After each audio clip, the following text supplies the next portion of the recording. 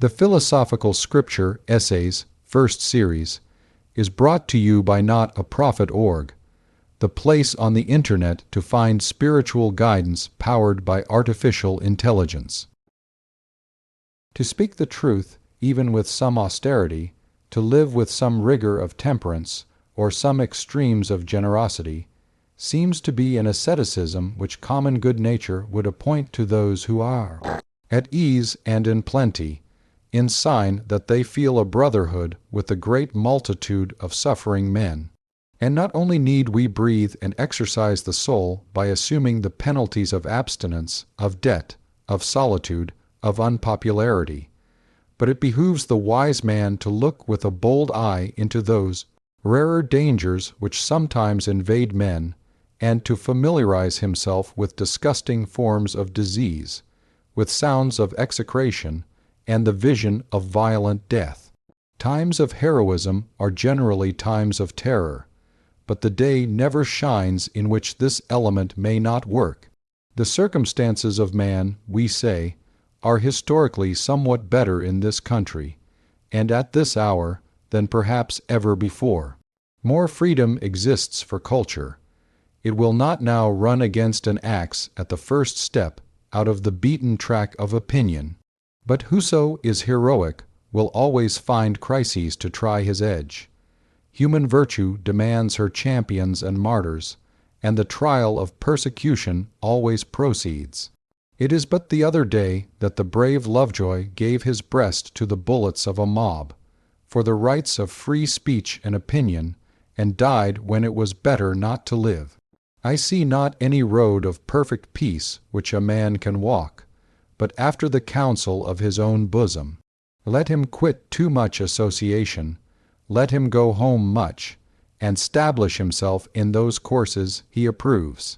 The unremitting retention of simple and high sentiments in obscure duties is hardening the character to that temper which will work with honor, if need be, in the tumult or on the scaffold. Whatever outrages have happened to men may befall a man again, and very easily in a republic, if there appear any signs of a decay of religion. Coarse slander, fire, tar and feathers, and the gibbet, the youth may freely bring home to his mind, and with what sweetness of temper he can, and inquire how fast he can fix his sense of duty, braving such penalties, whenever it may please the next newspaper and a sufficient number of his neighbors to pronounce his opinions incendiary. It may calm the apprehension of calamity in the most susceptible heart, to see how quick a bound nature has set to the utmost infliction of malice. We rapidly approach a brink over which no enemy can follow us. Let them rave, thou art quiet in thy grave. In the gloom of our ignorance of what shall be, in the hour when we are deaf to the higher voices, who does not envy those who have seen safely to an end their manful endeavor?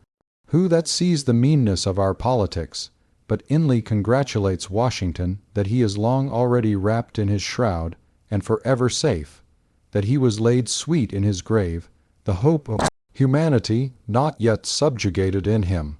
Who does not sometimes envy the good and brave, who are no more to suffer from the tumults of the natural world, and await with curious complacency the speedy term of his own conversation with finite nature?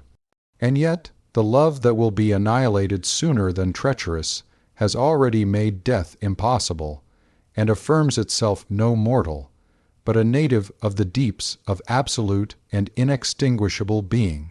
The oversoul but souls that of his own good life partake, he loves as his own self.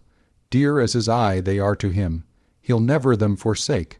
When they shall die, then God himself shall die. They live in blessed eternity. Henry more space is ample, east and west, but two cannot go abreast, cannot travel in it two. Yonder masterful cuckoo crowds every egg out of the nest, quick or dead, except its own. A spell is laid on sod and stone, night and day been tampered with, every quality and pith surcharged and sultry with a power that works its will on age and hour. Essay Roman 9. The Oversoul. There is a difference between one and another hour of life, in their authority and subsequent effect. Our faith comes in moments, our vice is habitual. Yet there is a depth in those brief moments which constrains us to ascribe more reality to them than to all other experiences. For this reason, the argument which is always forthcoming to silence those who conceive extraordinary hopes of man, namely, the appeal to experience, is forever invalid and vain. We give up the past to the objector, and yet we hope. He must explain this hope. We grant that human life is mean, but how did we find out that it was mean? What is the ground of this uneasiness of ours, of this old discontent? What is the universal sense of want and ignorance, but the fine innuendo by which the soul makes its enormous claim? Why do men feel that the natural history of man has never been written, but he is always leaving behind what you have said of him, and it becomes old, and books of metaphysics worthless? The philosophy of 6,000 years has not searched the chambers and magazines of the soul. In its experiments there has always remained, in the last analysis, a residuum it could not resolve. Man is a stream whose source is hidden. Our being is descending into us from we know not whence. The most exact calculator has no prescience that somewhat incalculable may not balk the very next moment. I am constrained every moment to acknowledge a higher origin for events than the will I call mine. As with events, so is it with thoughts. When I watch that flowing river, which, out of regions I see not, pours for a season its streams into me, I see that I am a pensioner, not a cause, but a surprised spectator of this ethereal water. That I desire and look up, and put myself in the attitude of reception, but from some alien energy the visions come. The supreme critic on the errors of the past and the present, and the only prophet of that which must be, is that great nature in which we rest, as the earth lies in the soft arms of the atmosphere. That unity, that oversoul, within which every man's particular being is contained and made one with all other, that common heart, of which all sincere conversation is the worship, to which all right action is submission, that overpowering reality which confutes our tricks and talents, and constrains every one to pass for what he is, and to speak from his character, and not from his tongue, and which evermore tends to pass into our thought and hand, and become wisdom and virtue and power and beauty. We live in succession, in division, in parts, in particles. Meantime within man is the soul of the whole, the wise silence, the universal beauty, to which every part and particle is equally related, the eternal one. And this deep power in which we exist, and whose beatitude is all accessible to us, is not only self, sufficing and perfect in every hour, but the act of seeing and the thing seen, the seer and the spectacle, the subject and the object are one. We see the world piece by piece, as the sun, the moon, the animal, the tree, but the whole, of which these are the shining parts, is the soul. Only by the vision of that wisdom can the horoscope of the ages be read, and by falling back on our better thoughts, by yielding to the spirit of prophecy which is innate in every man, we can know what it saith. Every man's words, who speaks from that life, must sound vain to those who do not dwell in the same thought on their own part. I dare not speak for it. My words do not carry its august sense. They fall short and cold. Only itself can inspire whom it will, and behold, their speech shall be lyrical and sweet, and universal as the rising of the wind. Yet I desire, even by profane words, if I may not use sacred, to indicate the heaven of this deity, and to report what hints I have collected of the transcendent simplicity and energy of the highest. Lord, if we consider what happens in conversation, in reveries, in remorse, in times of passion, in surprises, in the instructions of dreams, wherein often we see ourselves in masquerade, the droll disguises only magnifying and enhancing a real element, and forcing it on our distinct notice, we shall catch many hints that will broaden and lighten into knowledge of the secret of nature. All goes to show that the soul in man is not an organ, but animates and exercises all the organs, is not a function like the power of memory, of calculation, of comparison, but uses these as hands and feet, is not a faculty, but a light, is not the intellect or the will, but the master of the intellect and the will, is the background of our being in which they lie, an immensity not possessed and that cannot be possessed. From within or from behind, a light shines through us upon things, and makes us aware that we are nothing, but the light is all. A man is the facade of a temple, wherein all wisdom and all good abide. What we commonly call man, the eating, drinking, planting, counting man, does not, as we know him, represent himself, but misrepresents himself.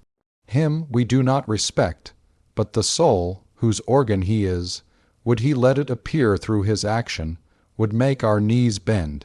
When it breathes through his intellect, it is genius. When it breathes through his will, it is virtue. When it flows through his affection, it is love. And the blindness of the intellect begins when it would be something of itself. The weakness of the will begins when the individual would be something of himself. All reform aims, in someone particular, to let the soul have its way through us, in other words, to engage us to obey. Of this pure nature, every man is at some time sensible. Language cannot paint it with his colors. It is too subtile. It is undefinable, unmeasurable, but we know that it pervades and contains us. We know that all spiritual being is in man. A wise old proverb says, God comes to see us without bell. That is, as there is no screen or ceiling between our heads and the infinite heavens, so is there no bar or wall in the soul where man, the effect, ceases, and God, the cause, begins. The walls are taken away. We lie open on one side to the deeps of spiritual nature, to the attributes of God. Justice we see and know, love, freedom, power. These natures no man ever got above, but they tower over us, and most in the moment when our interests tempt us to wound them. The sovereignty of this nature whereof we speak is made known by its independency of those limitations which circumscribe us on every hand. The soul circumscribes all things. As I have said, it contradicts all experience.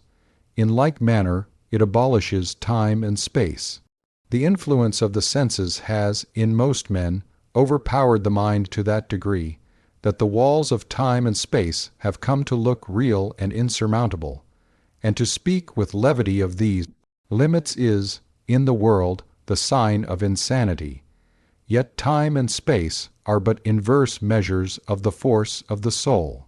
The spirit sports with time, can crowd eternity into an hour, or stretch an hour to eternity.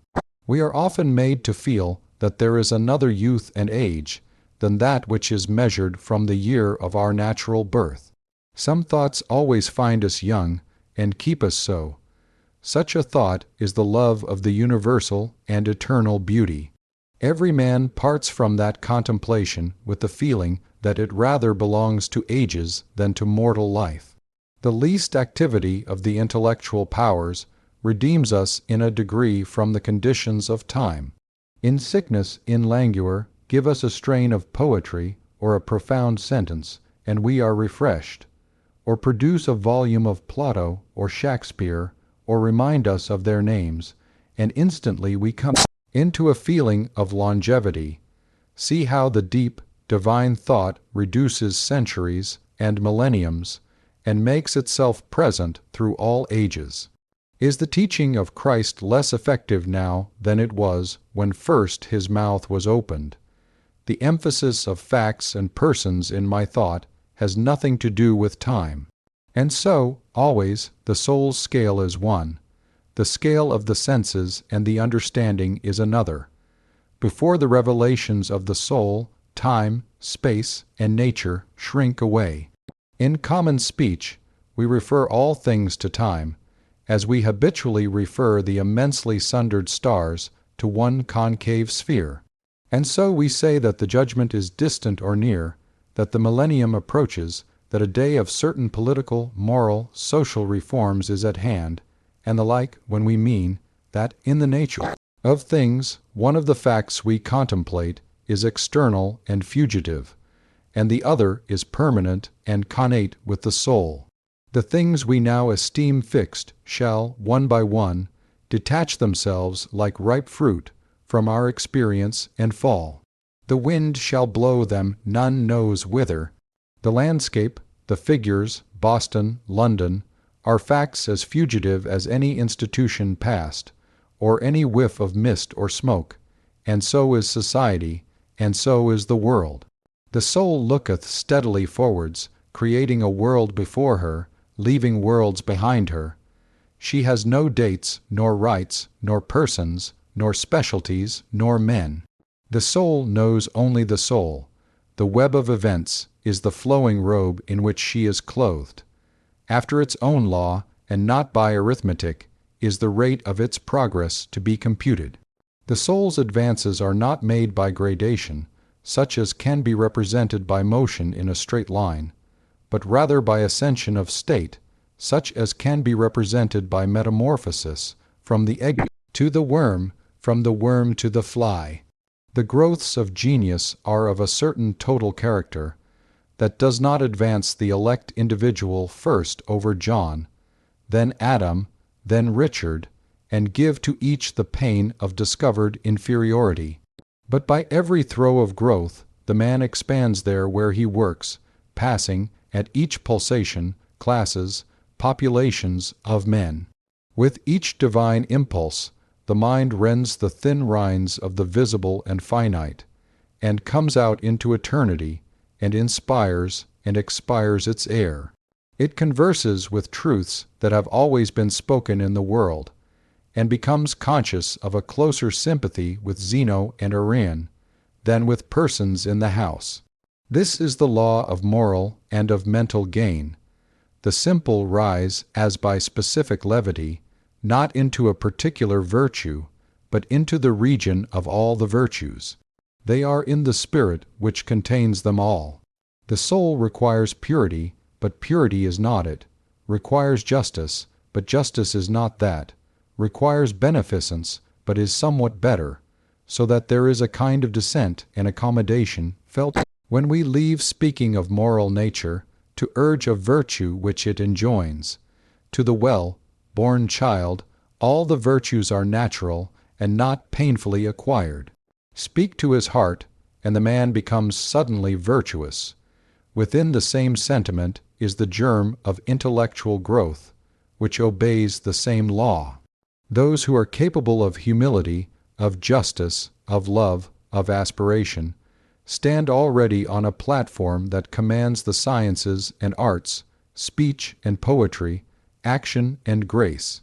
For whoso dwells in this moral beatitude already anticipates those special powers which men prize so highly. The lover has no talent, no skill, which passes for quite nothing with his enamored maiden, however little she may possess of related faculty, and the heart which abandons itself to the supreme mind finds itself related to all its works, and will travel a royal road to particular knowledges and powers. In ascending to this primary and aboriginal sentiment, we have come from our remote station on the circumference instantaneously to the center of the world, where, as in the closet of God, we see the causes and anticipate the universe, which is but a slow effect. One mode of the divine teaching is the incarnation of the Spirit in a form, in forms, like my own. I live in society, with persons who answer to thoughts in my own mind, or express a certain obedience to the great instincts to which I live. I see its presence to them.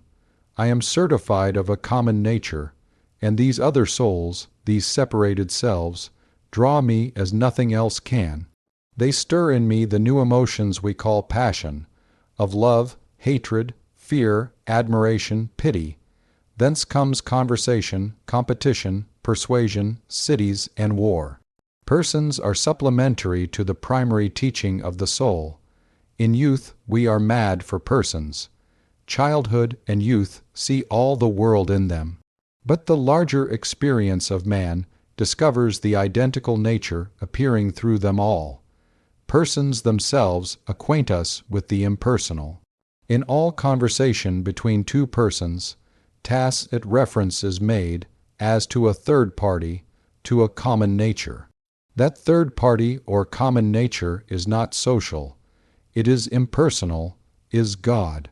And so in groups where debate is earnest, and especially on high questions, the company become aware that the thought rises to an equal level in all bosoms, that all have a spiritual property in what was said as well as the sayer.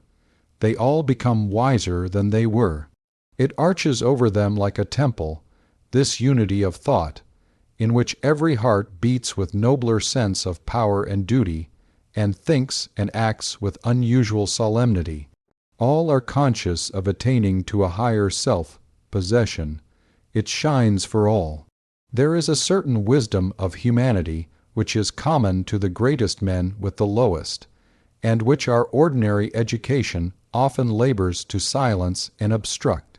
The mind is one, and the best minds, who love truth for its own sake, think much less of property in truth.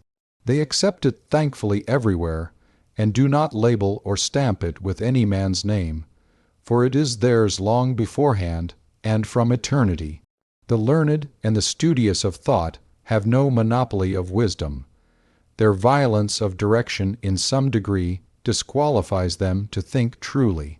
We owe many valuable observations to people who are not very acute or profound, and who say the thing without effort, which we want and have long been hunting in vain. The action of the soul is oftener in that which is felt and left unsaid, than in that which is said in any conversation. It broods over every society, and they unconsciously seek for it in each other. We know better than we do. We do not yet possess ourselves, and we know at the same time that we are much more.